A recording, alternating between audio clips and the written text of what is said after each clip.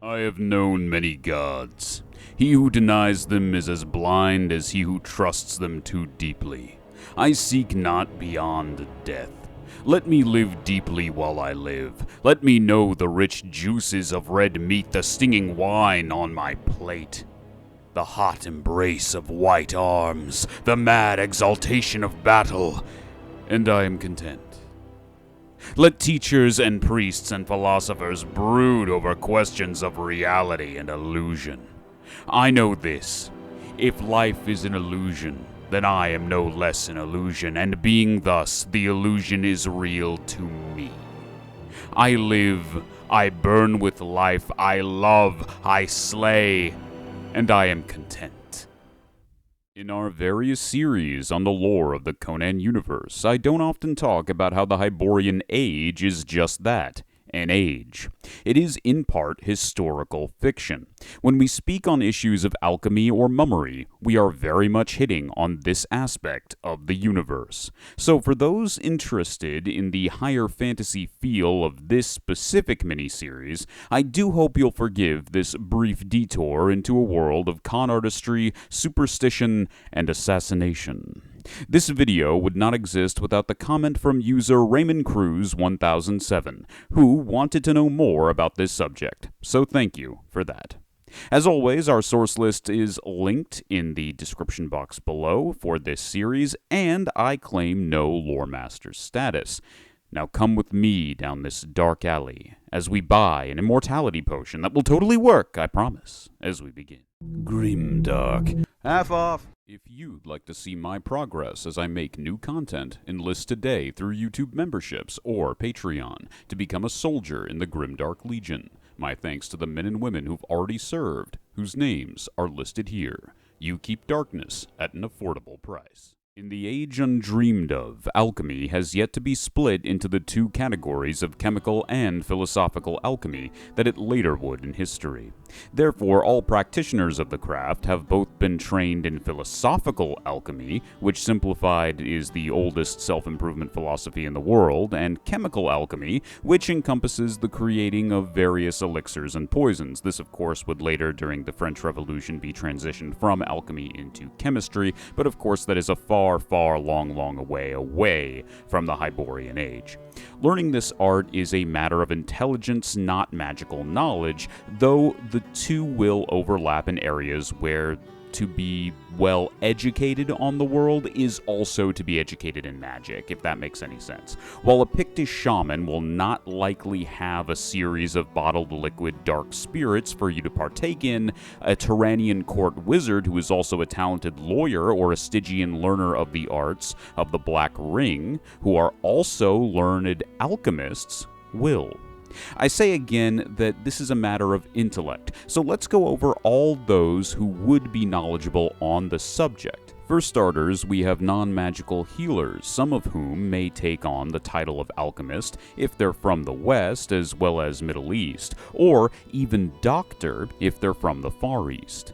Next are philosophers who, despite being more understanding of the ideas present within alchemy rather than the brewing of potions, will also have knowledge of this, as again at this point once more it was taught as one skill, the philosophy, which is basically functioning as a guideline and code of ethics for the use of the potions and poisons, though that doesn't mean they're used that way all the time.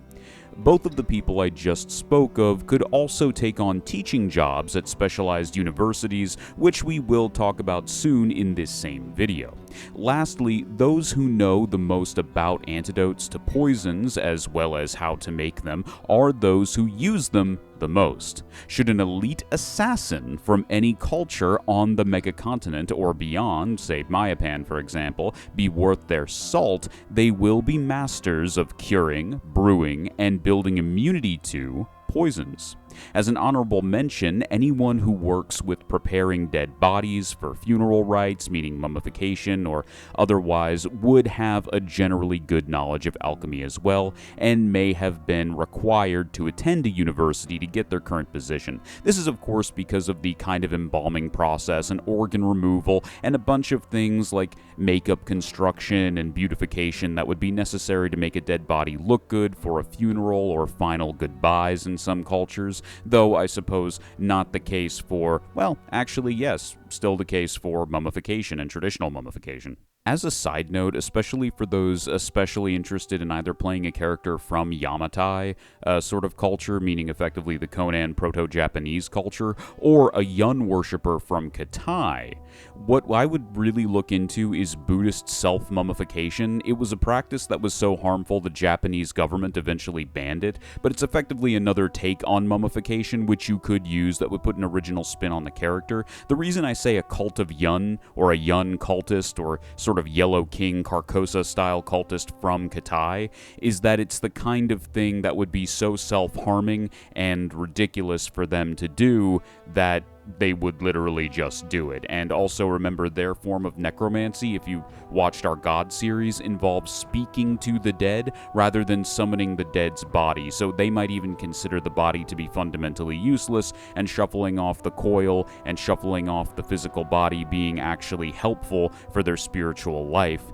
in the afterlife as this kind of spirit of wisdom that is meant to be called upon, and that this is the moment for them to engage in self-mummification for that explicit purpose. Anyway, moving on to alchemical learning. Regarding the philosophy present within alchemy, a super simplified version consists of the following 4 stages of self-development and personal growth. Step 1. Melanosis, or the blackening, in which one thinks over their misdeeds, mistakes, or wrongs they have committed in life. Step 2. Leucosis, or the whitening, in which one learns and then memorizes how to make these same mistakes again, meaning not make them again, while also gearing themselves towards better behavior in the future. Step 3.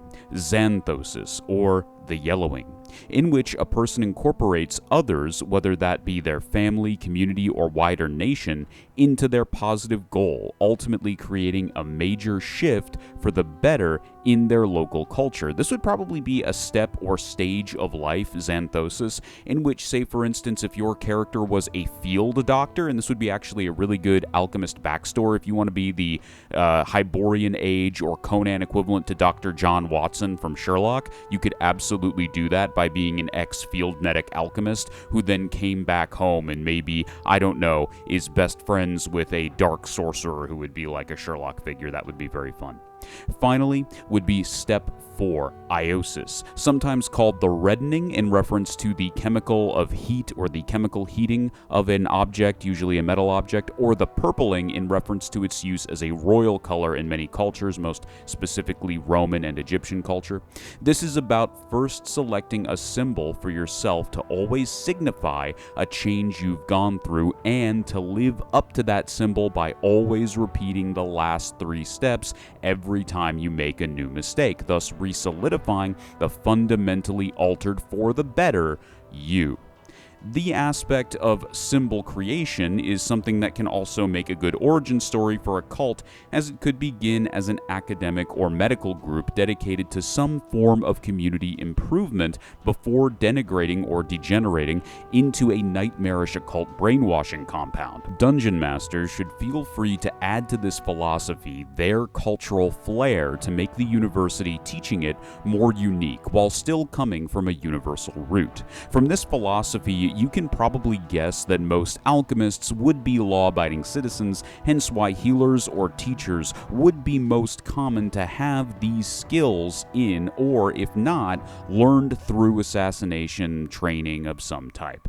If you were an assassin, your training would have started from a very early age, or you could start maybe when you're a teenager. Say you're less improvised, you're more a kind of criminal bandit type or hitman effectively, but in the Hyborian age, which uniquely would also have led to some form of immunity to certain poisons through overexposure to the chemical, or just an overt experience with experimenting with it, which over time would have exposed you to microdoses of it. It's kind of like with guns, you microdose with smaller bullets so that you don't get affected by larger ones. As alchemy is separate from magic, our cultural list from our first episode bears no weight here. So for where these universes are located, since we don't have much information on them, we will keep them to the cultural centers of each monoculture in Conan. Aquilonian for the west, Stygian for the Middle East, Punt for the southwest, Vendhaya for the southeast, and Katai for the east. In addition to this, for the sake of the fact that they are the types of nations that may have also had, as well as possibly being their own internal monocultures, you might wish to add universities to Hyperborea for its, acceptance of the Witch Queen and thus necromancy, Shem for its very unique view on gods, kind of having a half Western, half Middle Eastern view in the modern Hyborian age, Tehran, of course, for its high legalistic culture, Nemedia for its economic and cultural pursuits to constantly rival Aquilonia, Kosala for it being one of the few places that battle mages can get away with being battle mages, Iranistan because it is a very much a fractured culture and fractured country, because that is a place where the example of living in Iranistan is that the larger, more federal government in the center of the country has brought you up on charges, so you literally flee to your local village, not even outside the country, but you flee to your local village to get a different retrial, at which point they give you an insanely lighter sentence because you are well liked in the village. Zimbabwe, because it is the only culture in the southwest of Hyboria, basically the collection of various southern Proto-African cultures, that actually was able to fight off the demonic invasion of the Timbuktu tribes without succumbing to dark lords or dark magic. So that would also be something that you could say, yeah, probably they have some form of familiarity with alchemy if they didn't have to get their own demons and their own old ones to fight off these demons, which was the common trend around them at the time. And Yamatai, located in modern Lemuria. And the reason you would want, of course, that one is because Yamatai is frankly a new culture that was added by Dark Horse and then eventually expanded on slightly in the Conan games, and effectively, while I would love to see people expand on this more and make it a more original culture, it is basically Proto-Japan, and even Proto-Japan would probably have some form of knowledge of alchemy and was also famous for having doctors at a time when most people still just had alchemists or, in quotes, healers. Assassins, of course, on the other hand, can come from any nation. Moving from the classes of law-abiding citizens into the clutches of those who thrive in the underbelly, we have the phenomenon of mummery. While I gave a brief definition of the subject in our Part 1, a more deep understanding can be used to classify mummery into three types: active, passive, and professed. Active mummery is when someone genuinely tries to use the skills of a non-magical priest, funerary rites expert, undertaker, alchemist, or anything not possessing sorcerous power to pretend that they are in fact doing magic. This is most often done for wealth, by tricking innocent victims into thinking you can cure diseases or ailments you can't, hold answers about death you do not possess, and other snake oil salesman shenanigans. If you want to play the Hyborian Age's Better Call Saul, active mummery is for you. Actually, a Tyrannian Saul Goodman would be a very interesting character, and you'll find that to be a common theme throughout here. I identify heavily with trickster characters myself, and so I have basically a catalog of them in my head. Passive mummery is superstition spread by the over-religious or the conspiratorially minded. These people see magic and curses where there often are none. People like this are why the first and third type of mummery we went over and will be going over can even exist. Of course, the biggest victims of this are likely the people who will later realize they can make a living off of playing it rather playing to it. But just like there are some pretty stupid people out there today, in the Hyborian Age, there are packs of idiots who think that anyone who works with dead bodies is secretly a necromancer, that every person who dresses odd is part of a demon cult, and anyone who breaks from any form of social norm in that local area is in fact a supernatural villain of some type. When you think of passive mummery, think of a gang of drunks ambushing a funeral worker outside his home and beating him to death on suspicion of necromancy. Now everyone has to dig graves for their own relatives, and the gang of drunk idiots will also be hanged for their murder of the innocent funeral worker, which in turn makes more drunk idiots believe he was indeed magic, as how else do you explain that those who murdered him were killed after?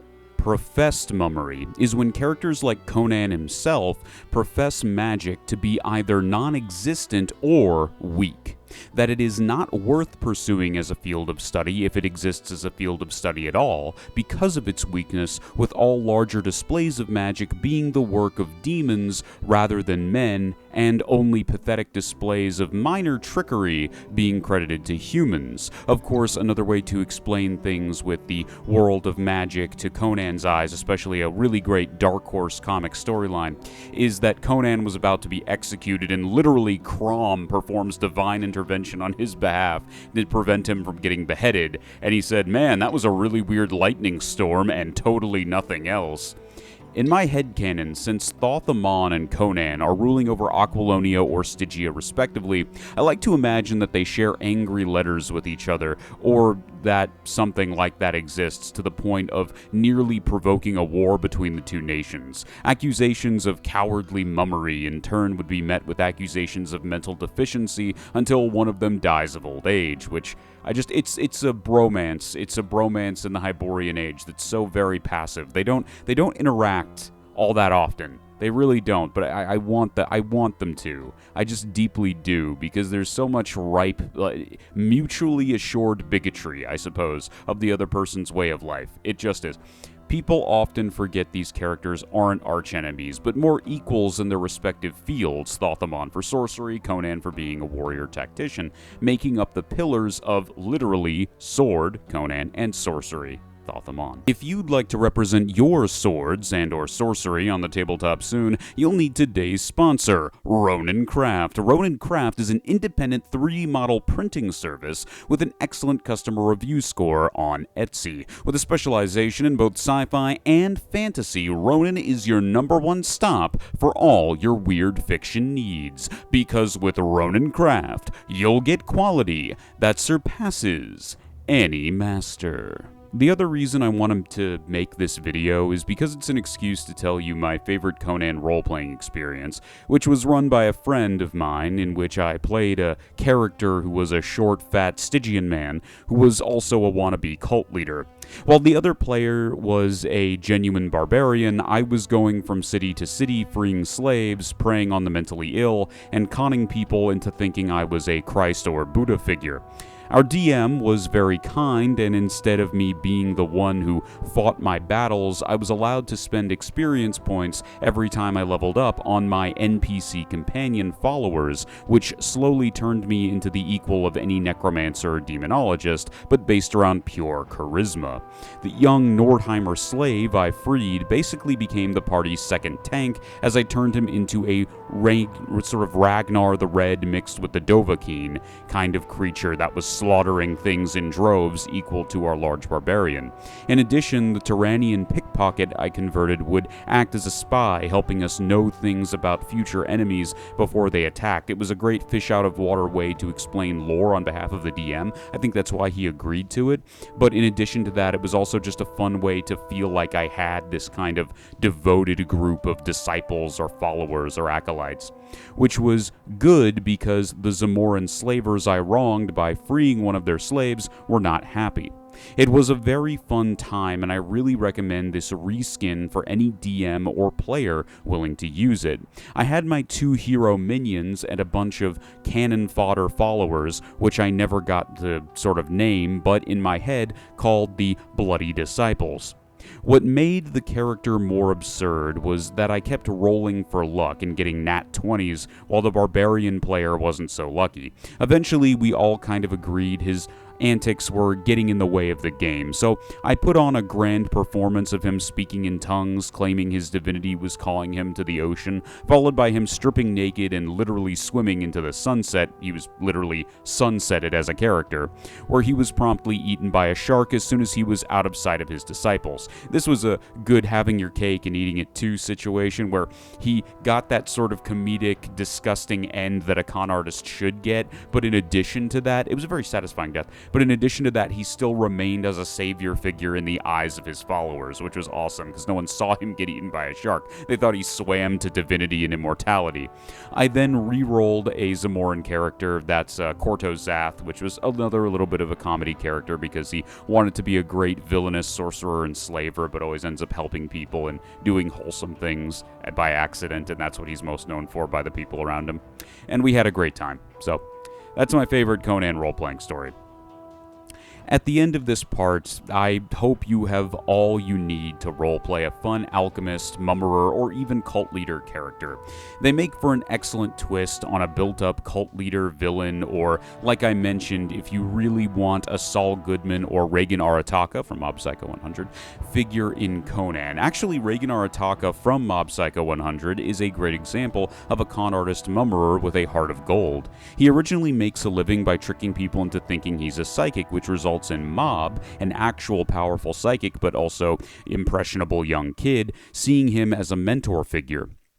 Eventually, the series ends with both coming into their own as human beings, because Reagan feels constant immeasurable guilt over conning Mob, causing him to act heroically to save the kid whenever he's around people who could be a bad influence on them. That's his job. Ironically, this puts into motion a series of events in which he eventually comes into contact with spirits and learns how to see ghosts. Reagan becomes an actual psychic as a reward for becoming a better person and helping Mob grow into a mature adult. And actually, one of the demons, the spirits of Nergal, the bat ghosts, would be a great tool for this, because they literally react negatively towards your faith in any kind of divinity, but that could easily also be a philosophical path to enlightenment or heroism, which if you believe in strong enough, even as a con artist, maybe seeing this kid in danger, he then gets rewarded with the ability to see and move away from and dispel evil spirits,